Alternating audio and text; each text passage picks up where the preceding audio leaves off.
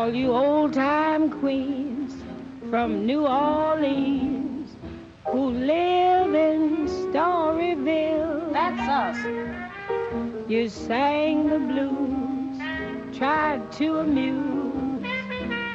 Here's how they pay the bill. Yes, hell Yeah, that's right. The law stepped in and called it sin to have a little fun. The police cop has made us stop, and Storyville is done. Pick out your steamboat, pick yourself a train, a slow old train. Pick out your steamboat, pick yourself a train, a slow old train. They made you close up, they'll never let you back. Won't let you back. Go buy your ticket, or else you'll walk the track.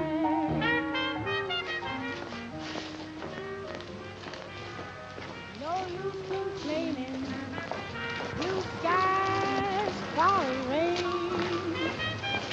the cold old rain. No use complaining, blue skies, falling rain, the cold old rain. Just say farewell now and get your one last thrill. Your one last thrill. Just say farewell now.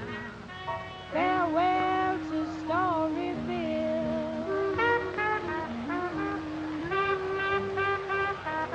No use complaining. Blue skies follow rain. The cold old rain. No use complaining. Blue skies follow rain. The cold old rain. Just say farewell now and get your one last thrill. Your one last thrill. Just say farewell now. Farewell to Storyville.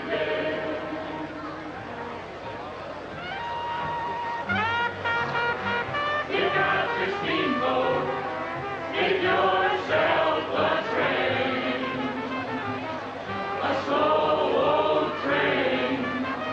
Pick out your steamboat, pick yourself a train. Hey, you! You're destroying property. What's it to you, Pop? It belongs to me.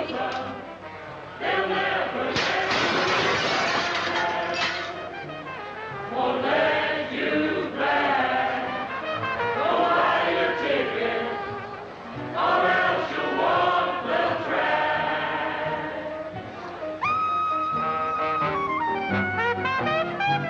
No use complaining. Blue skies follow rain. I've got to say goodbye to my family. I'll catch up with you later. Don't leave, Emily. We'll never find each other.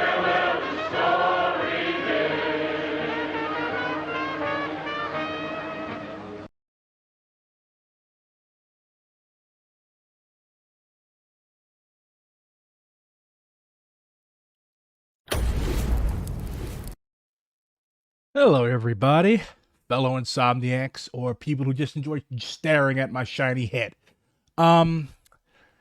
There's a trend ever since the internet has been around. Like, the internet has always attracted, like, people who are into, fringe shit. People who think about bad things and how to overcome bad things. So, a lot of people, especially in these tough economic times, courtesy of the bourgeoisie, are thinking about, like, what happens when shit hits the fan, like when total societal collapse happens, even on a small scale. Well, luckily, it's kind of bad to say luckily, but we've had an experience of total societal breakdown in a first world city.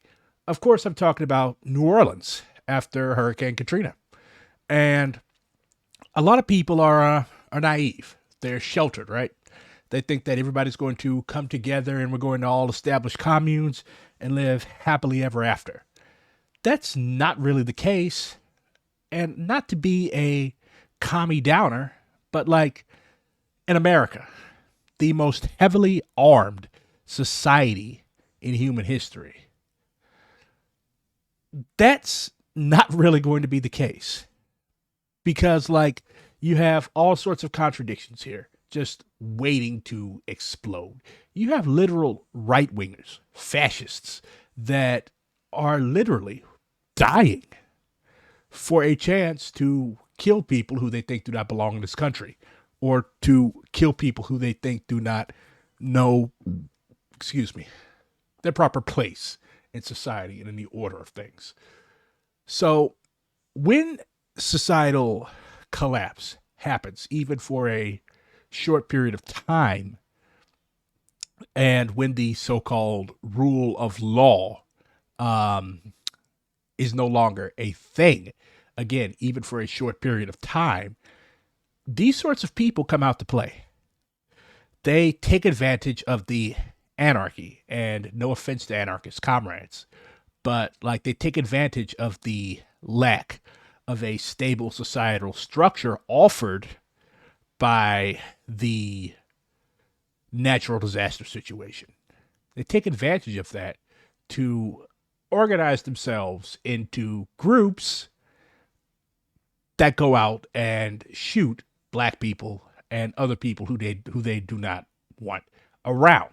So there's this article from ProPublica: Post-Katrina, white vigilantes shot African Americans with impunity. Shot African Americans with impunity. Shot black people with impunity. Just like in the 20s. The thing is, like, in America, it has always been legal to murder black people. It has always been legal to murder black people. So what happened when shit hit the fan in New Orleans? So you got this guy, Donald Harrington, who we're going to hear from later. On September 5th, 2005, somebody shot him with a shotgun. He says that he just hit the ground. He didn't even know what happened.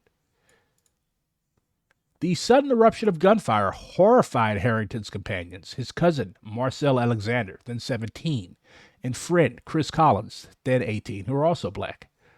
I looked at Donnell, and he had this big old hole in his neck, Alexander recalls. I tried to help him up, and they started shooting again. Harrington shouted at the other men to run and turned to face his attackers, 3 armed white males.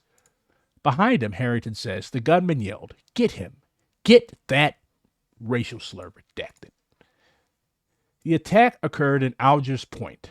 The Point, as locals call it, is a neighborhood within a neighborhood, a small cluster of ornate, immaculately maintained 150-year-old houses within the larger Algiers district. A nationally recognized historic area, Algiers Point is largely white, while the rest of Algiers is predominantly black. It's a white enclave whose residents have a kind of siege mentality, says Tulane University historian Lance Hill, noted that some white New Orleanians think of themselves as, get this, an oppressed minority. So you've got basically this white enclave of beautiful 150-year-old houses surrounded by black people. So it's basically Little Rhodesia. Like, that's how Rhodesians and all other settlers in areas that are primarily populated by people that they exploit, that's how they view themselves. That's how the Algerians, the area is literally named Algiers. That's how the Pieds Noirs, the white people in Algiers, saw themselves. That's how the white people in Algeria saw themselves. The French settlers, they saw themselves as being constantly at risk of being deluged by Arabs and other sorts of nasty people. Their words, their opinions, not mine. So when you have white people that are surrounded by black people that they're afraid of, they act a goddamn fool When order breaks down, they see themselves as being the arbiters of who gets to live and die. They see themselves as being the arbiters of who gets to pass through this neighborhood. Anybody else gets blasted. And here's another thing. All the high ground, the place that doesn't flood, the places that don't flood when hurricanes and shit come, the high ground is mainly occupied by white people. While wide swaths of New Orleans were deluged, the levees rigging Algiers Point, keep in mind the levees in the black areas were breached. That's why the lower Ninth Ward and all that flooded. The levees rigging Algiers Point withstood the Mississippi's surging currents, preventing flooding. Most homes and businesses in the area survived intact. As word spread that the area was dry, desperate people began heading towards the West Bank, some walking over bridges, others traveling by boat. The National Guard soon designated the Algiers Point ferry landing an official evacuation site. So, get this. This is what happens. This is what white people do when shit hits the fan.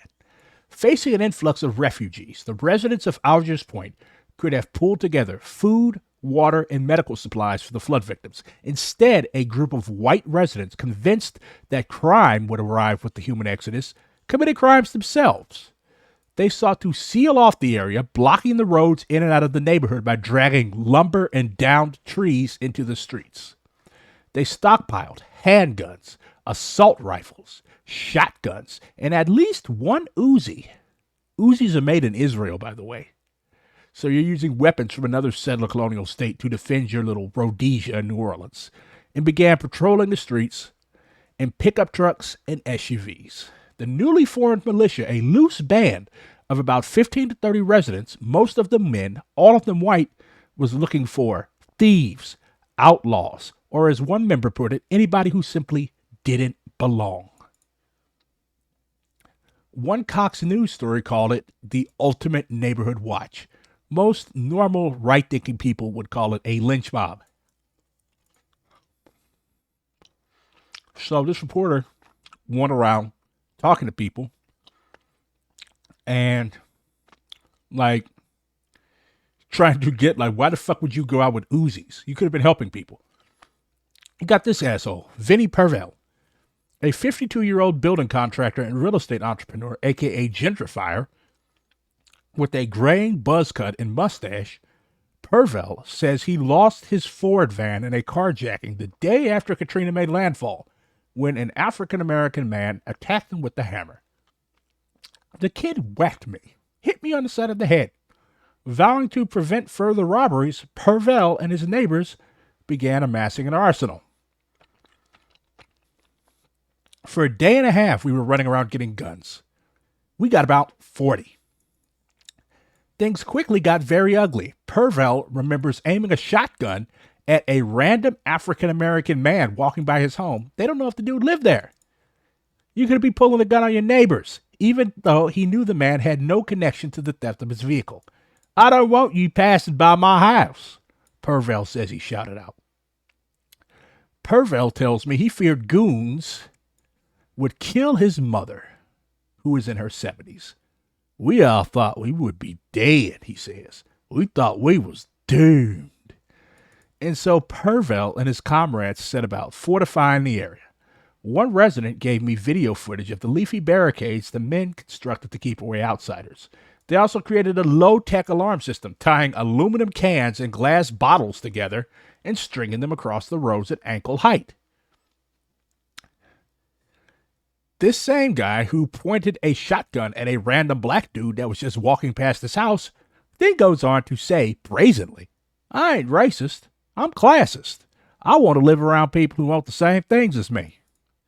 Nathan Roper, another vigilante, told the reporter, I'm telling you, it was 40, 50 people at a time getting off those boats. This guy is 50 years old, well, in his 50s, and works for ServiceMaster, a house cleaning company.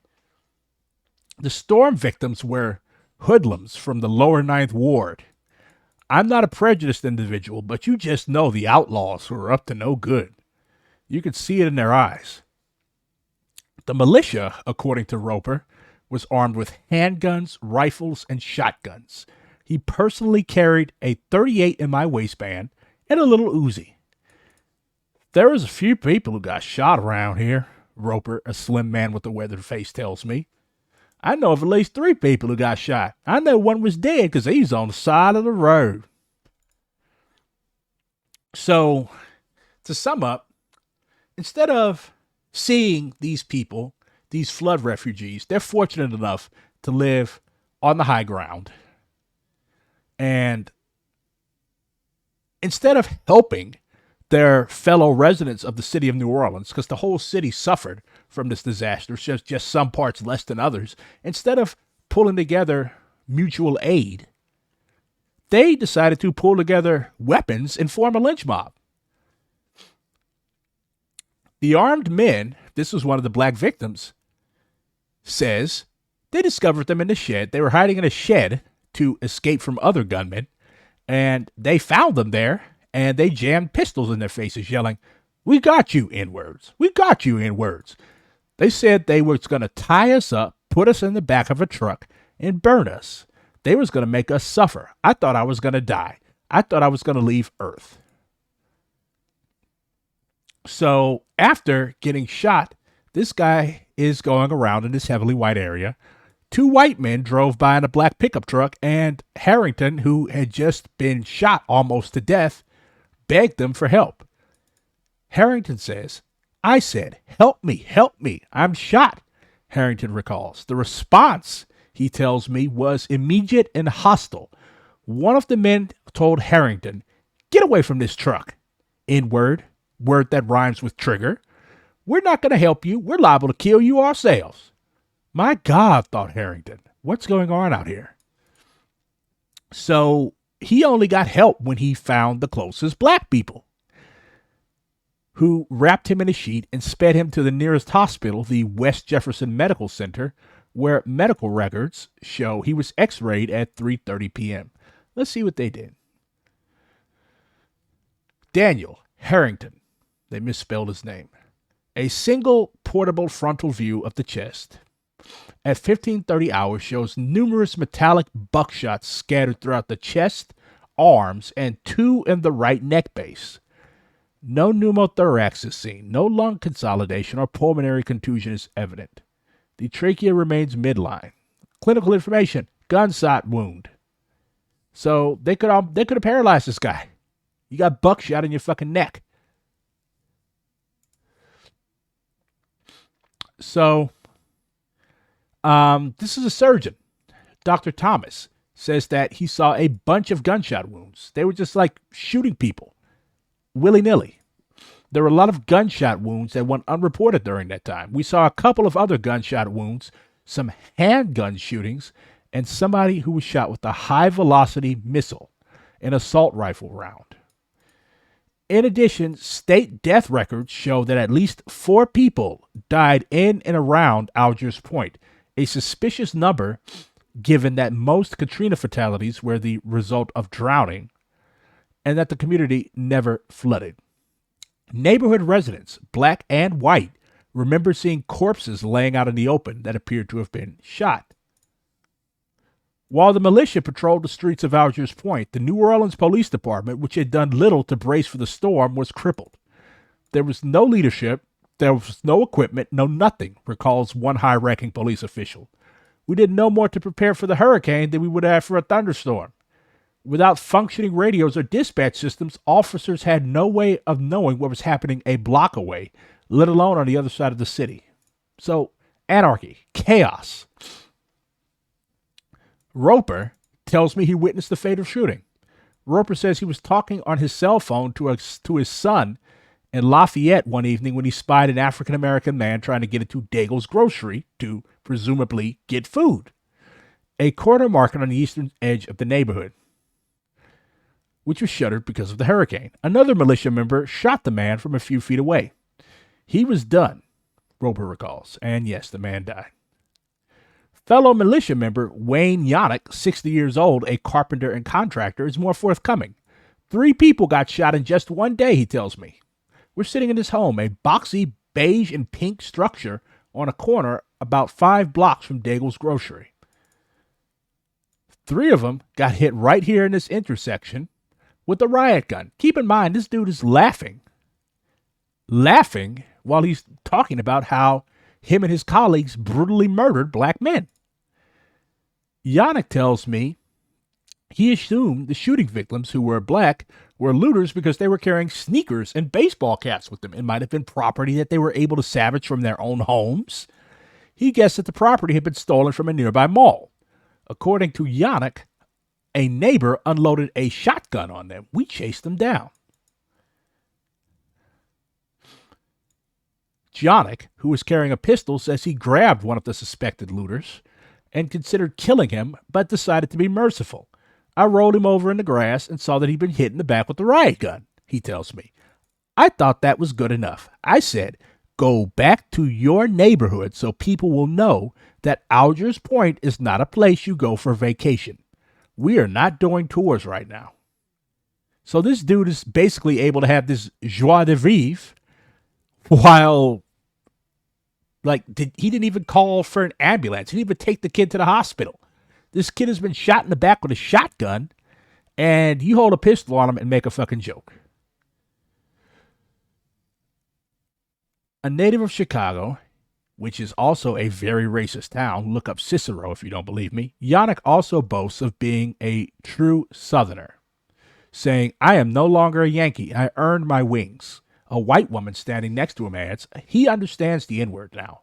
In this neighborhood, we take care of our own. And he wraps up by saying, you know what? Algiers Point is not a pussy community. Within that community, the gunmen enjoyed wide support. In an outtake from the documentary, a group of white Algiers Point residents gathers to celebrate the arrival of military troops sent to police the area. Some of the gunmen patrolling Algiers Point were out to wage a race war, says one woman whose uncle and 2 cousins joined the cause. My uncle was very excited that it was a free-for-all, white against black, that he could participate in.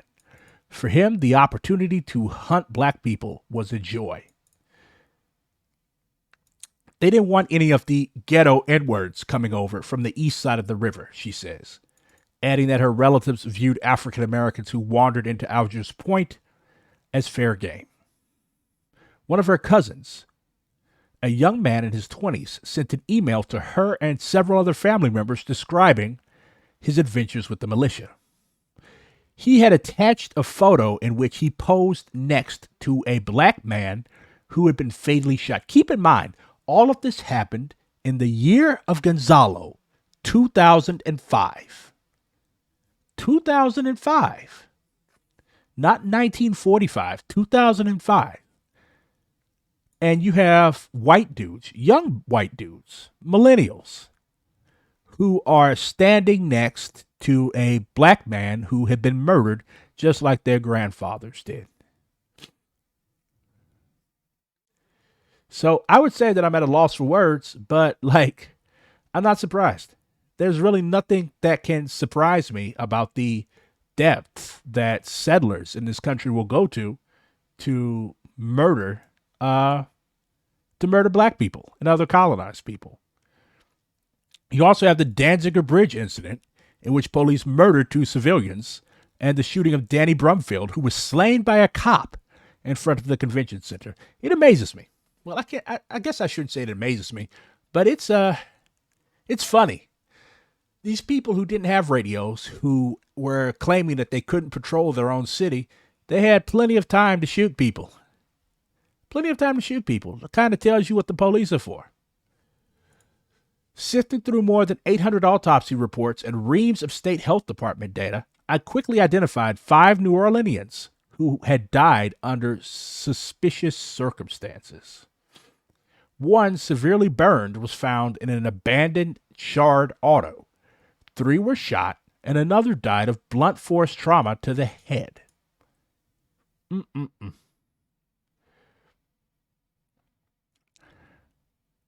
So, to wrap up, Raheem, a former Black Panther with the mane of dreadlocks, also mentions that he came across the several dead bodies of African American men. He also lives in Algiers Point. One guy had about his entire head shot off. And as a result, he was inspired to help launch Common Ground Relief, a grassroots aid organization. It's pretty hard to think a person drowned when half their head's been blown off. He thinks some of the gunmen saw Katrina as a golden opportunity to rid the community of black people. So, yeah, that's how white people behave. Cross-class, because you had carpenters, you had building contractors, you had real estate entrepreneurs, aka gentrifiers. You had all sorts of people. I bet you that gentrifier made a shitload of money rebuilding New Orleans after the storm. But during the storm, instead of helping his fellow man and woman and non-binary person and people in general, he was going out looking to take life instead of preserve it. So, yeah, there's no depth of atrocity that is too good for these settlers. He thought it was this asshole thought it was a mercy. Yannick thought it was a mercy to make a joke about this kid that's just been shot in the back, offered him no medical treatment whatsoever. Shit, even the fucking militia is surprised. Aside from you, no one's come around asking questions about this. He says, I'm surprised. If that was my son, I would want to know who shot him.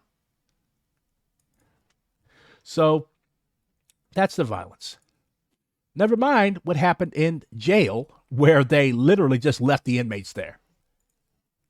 What's up, everybody? I'm Lacey Green. I'm a super trader with Body. B-O-D. Hurricane Katrina was a nightmare for inmates in New Orleans. So, let's find out how it was a nightmare for inmates in New Orleans. On Saturday, August 27, 2005, 2 days before Hurricane Katrina hit the Gulf Coast, Dan Bright was locked inside Orleans Parish Prison, OPP, on what he calls bullcrap charges. He had been exonerated just a few months earlier, when it was determined that he had been falsely imprisoned for a murder he did not commit. But Bright says that on Saturday, while helping board up his mother's house, he was arrested for trespassing and wound up in central lockup on misdemeanor charges. Sunday was deceptively peaceful, as Katrina whirled closer and New Orleans Mayor Ray Nagin issued the first-ever mandatory evacuation of the city. Governor Kathleen Blanco added that the storm was very serious, and we need to get as many people out as possible. In spite of this, Sheriff Marlon Gusman announced the prisoners will stay where they belong. He had generators, he said, and a loyal staff, so the city's inmates would hang tight. The grouping of buildings that comprise Orleans Parish Prison render it something of a crown jewel in what some call the world's incarceration capital, Louisiana, and at the time of Katrina, one of America's biggest jails. Because OPP earns roughly $25 a day per prisoner from the state, city cops don't do a whole lot of catch and release. In August 2005, the majority of OPP's roughly 6,800 prisoners hadn't been convicted of a serious crime. That's pretty much standard for every jail across the country. Like, people don't know the difference between jail and prison. Most of the people in jail are there for, like, inane shit, like drunk tourists, pissing in the street, people who are homeless, who commit petty crimes so that they get 3 colds, and a bunk. Like, these are not fucking hardened criminals. But county jails and city jails are, more often than not, some of the most horrid hellholes in this country, especially in the South. They were people who couldn't pay traffic tickets, drunk tourists who'd pissed on Bourbon Street, kids caught smoking pot. The robust jail and regressive criminal justice policies made for a perfect storm for what was to come. Katrina soon made extra clear the many drawbacks of overenthusiastically caging so many people at once. It took us 6 hours to evacuate about 300 prisoners from St. Bernard out to OPP the night before Katrina hit, recalls one guard who worked in the jail at the time of the hurricane and asked to remain anonymous since he is still employed by the city's corrections system. All of our inmates were put in one big gymnasium at OPP, we'd thought we'd have cells or structure. We, guards, were stationed on the outside of the gymnasium, unarmed, 'cause no one can bring weapons into OPP. When Katrina hit on Monday, August 29th, OPP's generators failed. All the lights went out, and the underventilated jail became stifling. When the storm hit, it sounded like the building was gonna come down, the guard recalls. My attorneys and the bail bondsmen were all leaving the city. Then the electricity went off and the water started rising, says Bright, who was being kept inside OPP's Templeton building. With no power, the electric cell doors remained stubbornly shut as the facility filled with water. Bright and his cellmate, a diabetic man, kicked at their own door for 2 or 3 hours. It's on a hinge that slides back and forth, Bright recalls. You can knock it off its hinge and then slide out the bottom of the cell. And we're doing all this in the dark, all you see is the water. Lucky for Bright, he'd been lodged him on the second floor. Below him, the terrified prisoners began to riot in the sewage-tainted floodwaters. So, recap so far. You're a warden of this jail, a city official. You know good and fucking well that a lot of your COs are going to be leaving town, your correctional officers. Your lawyers, your bondsmen, the people who bring the food in, like they're not going to be able to drive and bring food to the jail. You didn't stock up on anything. Like, this is complicity in murder. That's what you're doing. Like, you're trying to murder these dudes. You know that the generators are going to fail. Having them is not enough. You have to make sure that they fucking work. Otherwise, they're just giant, expensive boxes. You know you're not going to be able to get food in or out. You've taken risks with the lives of the people in your care and with the lives of your staff.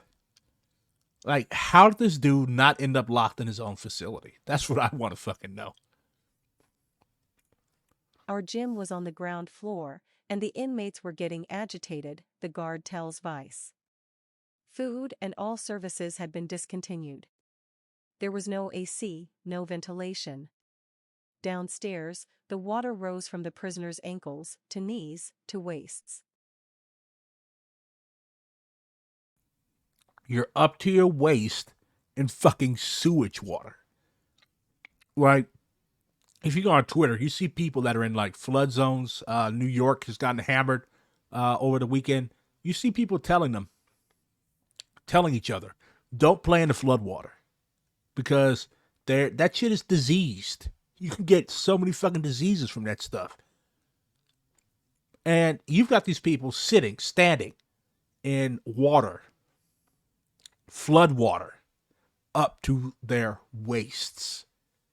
Like, I don't know if you all have ever been in like waist deep water, not a swimming pool, like just waist deep. Like, go stand in the fucking river.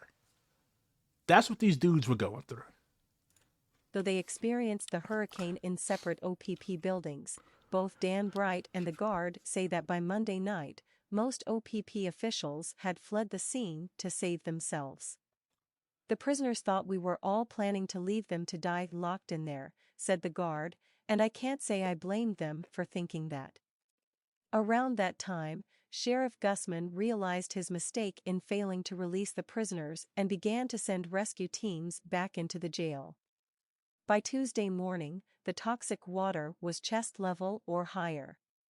At some point it got high enough they got angry and started banging on the doors, breaking down the first set of security doors to get out, the guard remembers. We real fast went out and locked the second set of security doors and stood outside of them with no weapons. All we had were our voices, tellin' 'em, don't come out.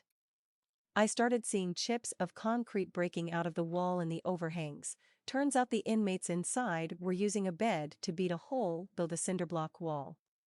Bright and his cellmate pounded their way out, then struggled to save a few others. But their effort ultimately amounted to nothing. The deputies had left the building, but they were outside with boats. They hadn't been coming in because there was no power, it was dark, they was afraid to come in, Bright claims. But when you got out, they were grabbing you and putting you on these boats. There are few documented reports of the conditions Bright and the guard described. But a damning 2006 report by the American Civil Liberties Union, titled Abandoned and Abused. Orleans Parish prisoners in the wake of Hurricane Katrina interviewed more than 1,000 people who were at OPP during those days and attest to horrifying circumstances. Raphael Schwartz, a 26-year-old Missouri man arrested for public intoxication on August 27, said he was held in a cell with no ventilation and nothing to eat or drink for 4 days.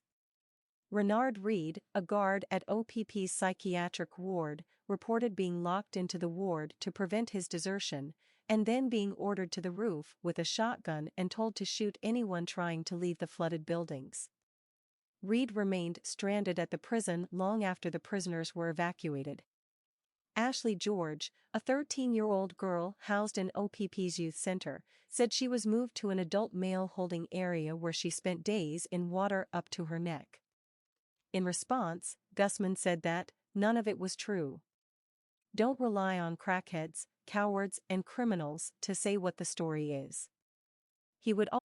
So is the 13-year-old girl a coward, a crackhead, or a criminal?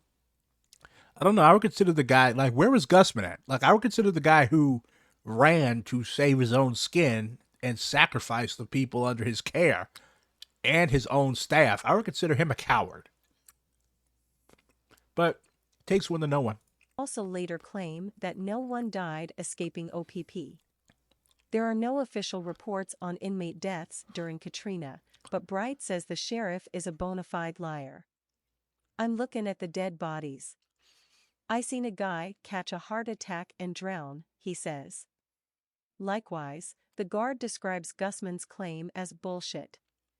There were definitely deaths at that prison, he says. I don't know how they covered that up.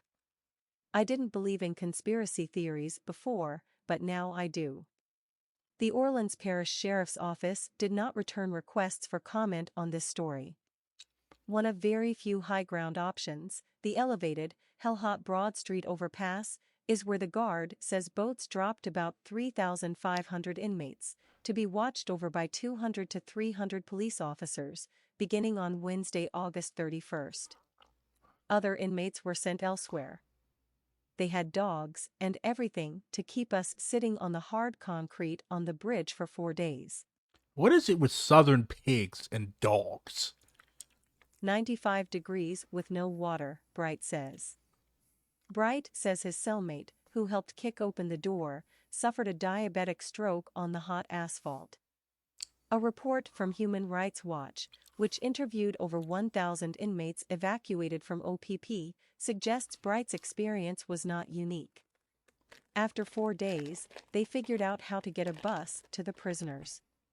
They had to climb down a scaffolding onto a bus to Hunt Correctional Facility, recalls the guard, who remained trapped up on the interstate for a couple more days before being rescued and reunited with his family. On Saturday, September 4th, Dan Bright was brought to Elaine Hunt Correction Facility in St. Gabriel, Louisiana, where the horror continued. After the bridge, they brought us out in the middle of this football field for another 5 days and 5 nights. Guards were throwing sandwiches over the gates, and if you didn't get one, you just didn't, Bright remembers. He also claims that the guards, believing he was still locked up for murder charges, kept him in solitary confinement 24 hours a day and fed through a hatch in his isolated cell. Solitary confinement has been ruled as torture by many bodies, by the way. Like isolation and sensory deprivation, like those are literal CIA vetted torture tactics. Yet it happens every day to thousands of people in this country. And when I kept trying to tell these idiots, guards, I'm not on death row anymore, they'd grab me and throw me against the wall. In a very lucky... It's funny how, like, in the most wild natural disaster in your city's memory, you still have time for police and CO brutality. Most CEOs are just failed cops, by the way. Break, one of the attorneys who'd helped exonerate Bright happened to move to Alexandria to start her own firm. She came to Hunt Jail for humanitarian reasons, to see if anyone was being mistreated, and she recognized my name on the list, Bright says. Once she saw my name, she pulled me out. I told her what was going on. Bright became one of the lucky ones to even meet a judge. Once they bring me to court, I get escorted with 4 patrol cars, heavily armed with shotguns, machine guns, handguns. They all lined up around the court, Bright claims. ID never heard of this in New Orleans. You can't bring a gun into New Orleans courtrooms, but they figured I'm on death row. Eventually, Bright says, jail officials admitted there might be a mix-up in my paperwork. No shit. So, going back to this race war. Katrina's hidden race war. In aftermath of Katrina, vigilantes shot 11 blacks in New Orleans. I feel they want me. Curtis Mayfield, Hard Times, here on Democracy Now!, democracynow.org, The War and Peace Report. I'm Mimi Goodman with Juan Gonzalez. Juan? Well, The Nation magazine has just published a major investigative report titled Katrina's Hidden Race War. The article examines how a group of white vigilantes in the predominantly white New Orleans neighborhood of Algiers Point shot at least 11 African-American men in the days after Hurricane Katrina. Local police have never conducted investigations into the shootings. The author of the article... Let's just flip the script a little bit. Like, imagine if instead of Algiers Point, say Algiers Point had got flooded and the lower Ninth Ward didn't. So you had white people that were coming into the lower Ninth. Imagine if black people formed a militia, because this is the South. White people have done horrible things to black people all across this country, but especially in the South. So imagine if black people had formed a militia in the lower Ninth Ward and shot every white person that passed through. Would the police have responded the same way? I highly doubt that there would not have been an investigation if 11 white people had come up dead in the lower Ninth. Contradictions. A.C. Thompson will join us in a few minutes, but first we turn to a video produced by the Nation Institute and Hidden Driver. It is narrated by A.C. Thompson and features interviews with some of the victims of the vigilante violence. When Hurricane Katrina ripped into New Orleans, most people tried to flee. In one neighborhood, however, a band of 15 to 30 people refused to evacuate. With the police department crippled, these people amassed weapons and began patrolling the streets. Before long, bullets began to fly. Also, keep in mind, like, there is a basis for armed self-defense and community patrols. That's what the Black Panther Party did. But like always, settlers form these organizations not for progressive reasons, not for revolutionary reasons, not to serve their fellow human beings, but to shoot their fellow human beings. So, once again, we see that the national contradiction remains the primary contradiction. Like, there was not a militia in the lower Ninth Ward shooting white people, because if such a militia had been formed, it would have been formed to keep the community actually safe from continuing damage. There would have been brigades to repair properties. There would have been brigades to save elders. Like, that is progressive community organizing. That is what black people do when we end up in situations like this. We come together and we help each other, because that's what good human beings do. That's what working class people do when we are collectively in trouble. But the petty bourgeois mindset of American settlers, the idea that I'm on my homestead, I'm by myself, I am surrounded by hostiles, everybody wants to take my shit. That's what ruled at Algiers Point. And that's what led to 11 black people coming up injured or dead. So All of this traces back to the fact that this is a settler colonial country founded on violence and torture and theft of land. Settlers know that they stole this land, and they're afraid that people are going to steal it from them. That's why they will literally murder somebody over a TV. Over the past 18 months, I've interviewed figures on all sides of the gunfire. The gunmen, people who were shot and survived, and witnesses to the violence. Severed from the rest of New Orleans by the river, Algiers Point is an insular, predominantly white neighborhood within the larger Algiers district, which is mostly African American. As word spread that Algiers Point was dry, desperate people fleeing flooded zip codes began headed toward the West Bank. I never thought that I would witness what I did during Katrina. You know, not in Algiers Point.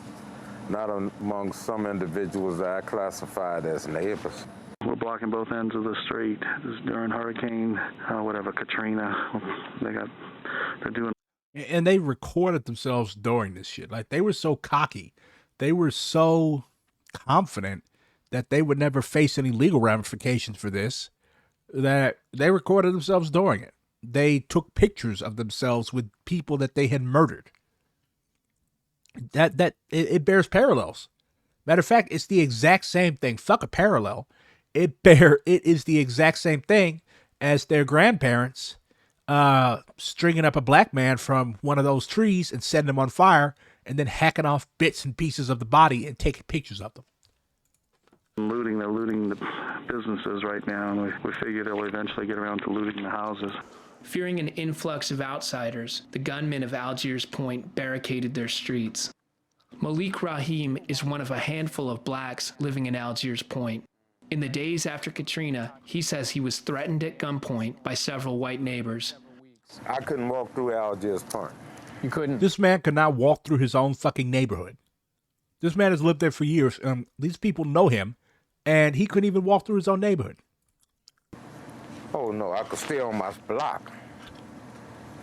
But if I would have turned that corner, I would have been in a firefight. Malik's friend, Reggie Bell, was also confronted at gunpoint. After they caught up with him, they told him to run. And if he would have ran, they was going to kill him. They were going to shoot him in the back. And he told him, he said, hey, man, he said, I live right here. They told him to run. At the ferry terminal in Algiers Point, the National Guard established an evacuation zone and began busing flood victims to Houston. So the National Guard is right there, and they're not doing anything about this fucking lynch mob, literally 5 or 6 blocks away. Shows how useful those weekend motherfuckers are.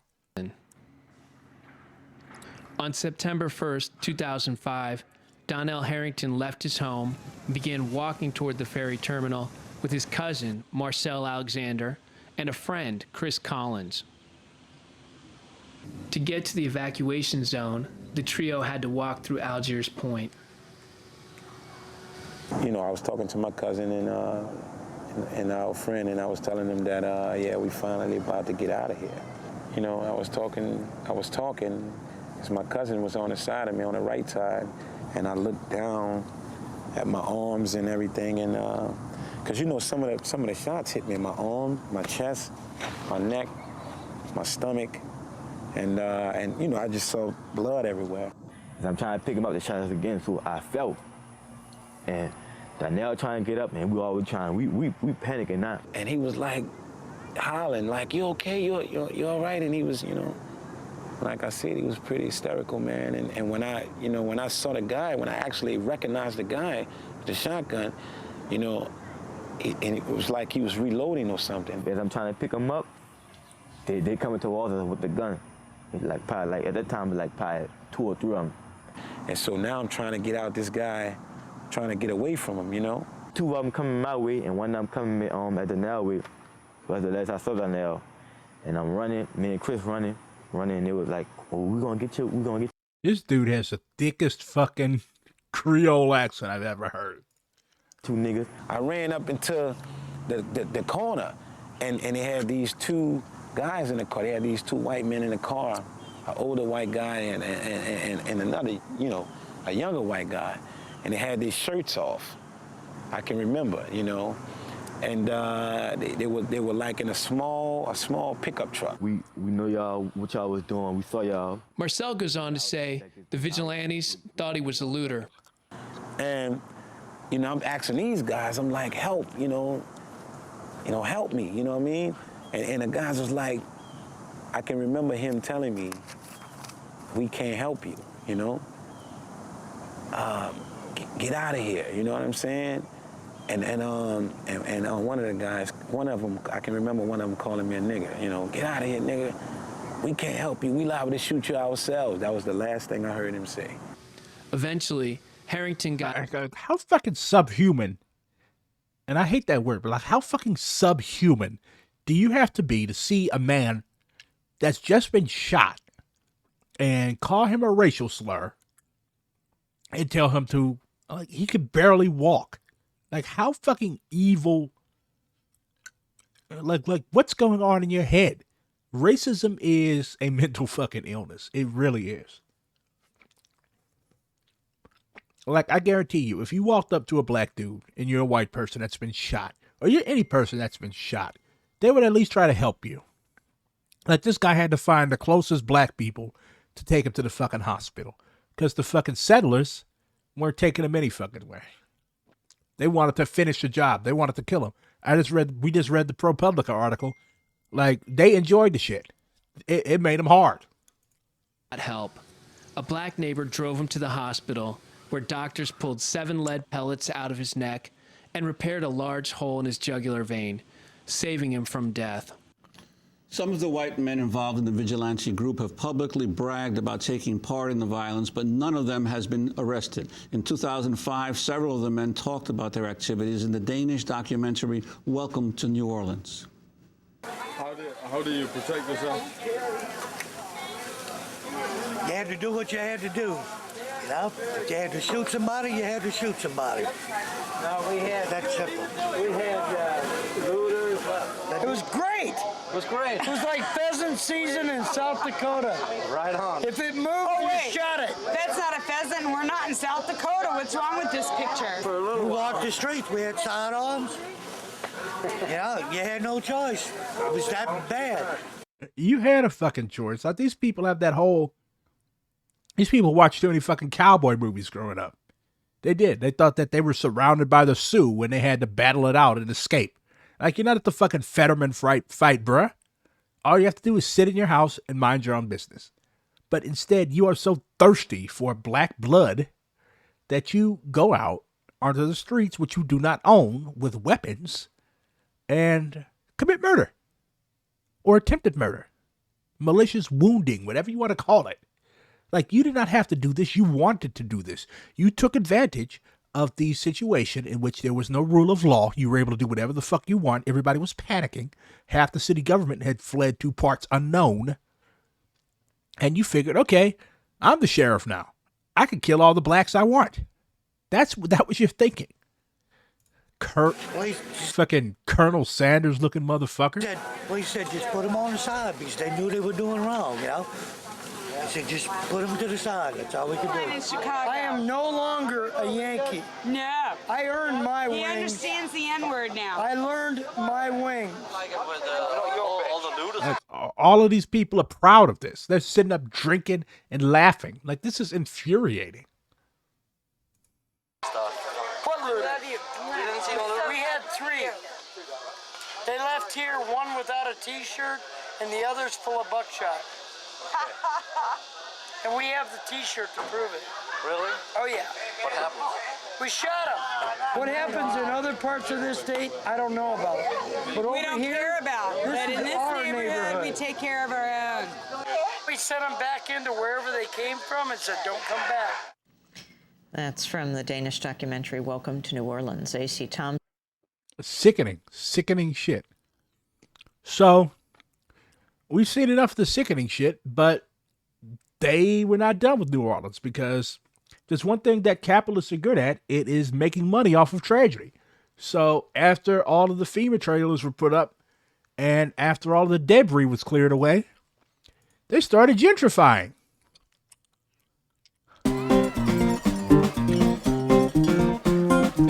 Where else in the world can you go to experience the food, the culture, the music, the architecture, the old world charm that we have? To use tasks now as to how to preserve and keep the culture intact. New Orleans is such an important place culturally and such an important city.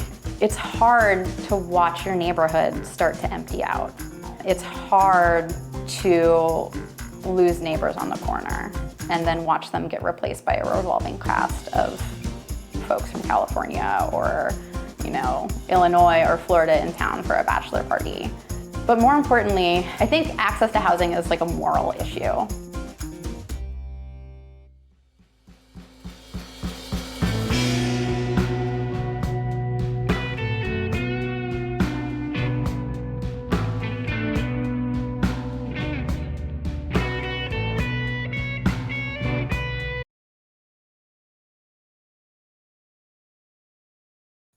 Depleting the housing stock.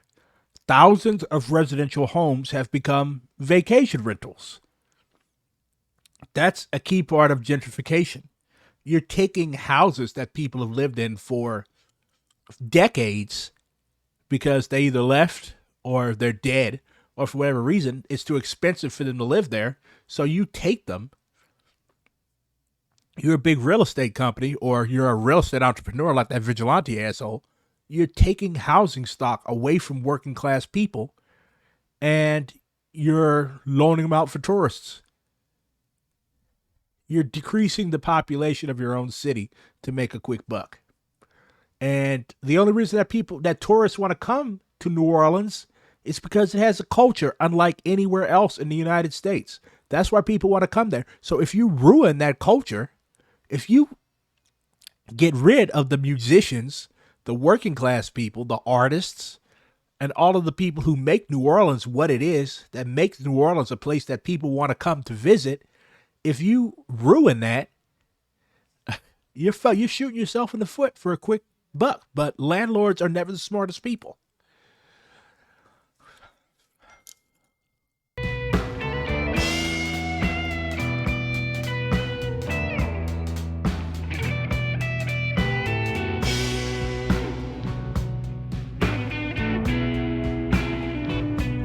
%70 of listings allow renting out of entire homes.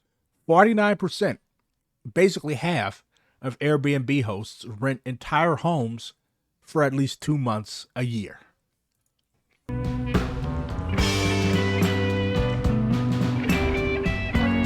name is Alton Osborne. I am a clothing designer, bakery owner, Airbnb host. Yeah, a shitty hipster. Nobody cares what you have to say.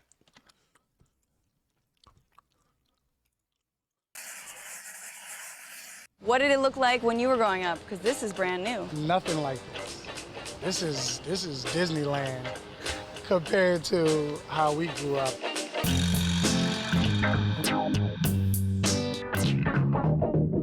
We're here in New Orleans, and it's been 10 years since Hurricane Katrina, one of the biggest natural disasters in U.S. history, not to mention a massive political failure.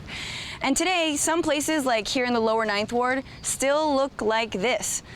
But other places in New Orleans look a whole lot different lately. This is bigwig developer Prez Kabakov. He has a $1 billion vision to turn his hometown into an Afro-Caribbean Paris. You're like an urban voodoo doctor. You're reviving. That was so much cultural appropriation and racist shit in like not even 5 seconds.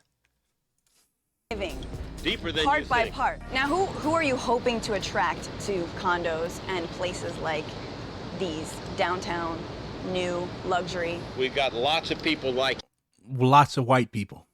You that are coming to town, 30,000 of them. It took many years to make people comfortable, but now this urban... You mean it took a hurricane to drive down the price of land so you could buy it all the fuck up and do that? Revitalization, not only in New Orleans, but all over the country has become... You're not even from New Orleans because you're not pronouncing it right. of movement. Now, are you actually seeing New Orleans natives moving into places like these? Absolutely. But that's not what we've... Yeah, you mean like people from across the fucking lake. Like people that live in places like Algiers Point or grew up in places like that where they shoot black people. Like nobody from the Lower Ninth Ward is going to be in there because they can't afford it. Heard. We visited one of Kabakov's mixed-income properties with Kevin. Kevin grew up in housing projects here before the city tore them down after Katrina. In fact, only a fraction of public housing residents were able to move into the new mixed-income developments like this one. So you don't see the jobs coming along with the development? No, not at all. Especially and not the jobs that are paying, because most of the jobs that are part of development are not going to residents. They're going to people that are coming in from out of town. How does that make you feel that it took Katrina? And that's the thing, like when people talk about like, oh, they're bringing jobs, like, okay, like they said this in my city, like the NGA, the National Geospatial Agency, they literally moved an entire neighborhood. They either tore it down or they moved the houses. And they said, oh, these are bringing jobs to St. Louis. WashU, SLU, these are good institutions for our city. Okay, but people who stay north of Del Mar, the actual working class people of St. Louis, they can't get those jobs because they don't have the education. Those $70, $80, $90, $100,000 a year jobs, those are going to white people who move here from Chicago or Minneapolis or Milwaukee. Like they're literally importing the workforce. They're not hiring locals. That's what gentrification is. It's not just taking away housing. It's also taking away jobs, and it's gutting the economy of the local working class, and it's building up these professional middle class, these petty bourgeois ass people who have no connection to these cities, and they're going to just transfer to another town 15 years from then. Like that's what the professional middle class does. Oh, 20 years ago I lived in Cleveland, but now I live in Chicago, and now here I am in New Orleans. Like that's what they do. Meantime, you have somebody born and raised in a city who's never left the city, but they can't make it because people like that, those rich white people, have destroyed it. To then get this, to get pressure washed brick. It makes you feel horrible. It makes you feel like you weren't worth the investment. Housing advocates say the city didn't have a sufficient plan to help restore homes and keep housing accessible. New Orleans is a city that contains a majority of renters. Because rents have increased so much, then lower income people no longer have access to the neighborhoods in which they've traditionally lived. Neil is trying to help curb rapid gentrification by keeping locals in their neighborhoods. He uses tax incentives to flip historic houses and then rents them at affordable rates. Isn't it just a stylistic difference? Some like more green. No, this house was about to fall down. It couldn't have made it many more months. A lot of the homes we renovate, we try to keep as rental housing because there is a rental market in New Orleans. Not everybody is going to be a homeowner, and so the niche that we try to fill is for the residents that can't afford their own home but that want to live in their neighborhood where they grew up or a historic New Orleans neighborhood. And so we cater to those folks and try to keep them in neighborhoods that are gentrifying, such as this one. But such efforts are rare. We met Ansel in Tremé, the oldest black neighborhood in the country. Now you look at the makeup of the neighborhood, unfortunately gentrification is happening all over the city, and residents from this area being pushed to New Orleans East. Didn't you get a cool gourmet coffee shop that has like, you know, homemade granola bars and stuff? You know, people from the residents here weren't worried about that. People wanted to come home so they could just live their normal lifestyle. To get a real taste of gentrification, we checked out St. Roch Market, a chic foodie paradise that sticks out like a sore thumb in what used to be a predominantly poor black neighborhood. This is nice. Do they have like $3 po' boys here? There's like no black customers here. I thought there was one, but I think she's filling out a job application. Back in the lower 9th Ward, another black neighborhood that was devastated by the storm, Burnell has used his life savings to restore the only place to buy food for miles. He's now raising money to open more services like a laundromat. I'm trying to raise $80,000. Now, to some people, that's a drop in the bucket. Someone, let's say, like a Donald Trump, he'll blow that in the night. But to the lower 9th Ward, that would change everything. And when people see New Orleans, they see Bourbon Street, they see the French Quarters, but they don't see what's going on right here. And if we wouldn't have done this here, we wouldn't have had nothing. So yeah, very resilient people. That's why I love New Orleans.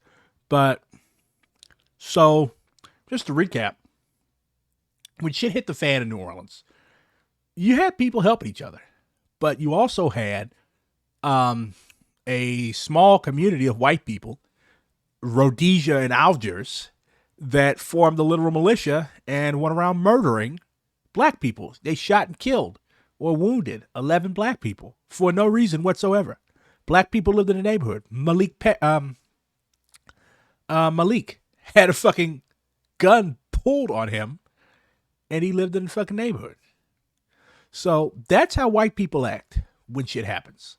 Colonized people who have always had to stand up and support ourselves and support our communities, otherwise we would all perish, have tried to stop the spread of gentrification in New Orleans and rebuild the communities as they were. So when we talk about what is going to happen when shit hits the fan, it's important for leftists, revolutionaries, communists, whatever the fuck you call yourself, a progressive person, to realize that community is extremely important. Self-defense is extremely important. What should have been done, in Algiers' point, is there should have been a sort of escort. Like, you should have had black people escorting other black people through this dangerous-ass neighborhood. Like, that is mass work. You should not be walking through a neighborhood where there's hostile-ass white people by yourself. That's setting yourself up to get hurt real bad. And if there's one thing that history teaches us, is that white people will leave you alone if they feel that they are at risk of getting hurt real bad themselves. So it's important. You can see this on Twitter every fucking day. It's important to find your people, to organize your people, to arm your people, so that when stuff like this happens, you're not caught unawares. And you don't get shot in the back with buckshot by some angry, gentrifying redneck in Algiers Point or your cities parallel to it.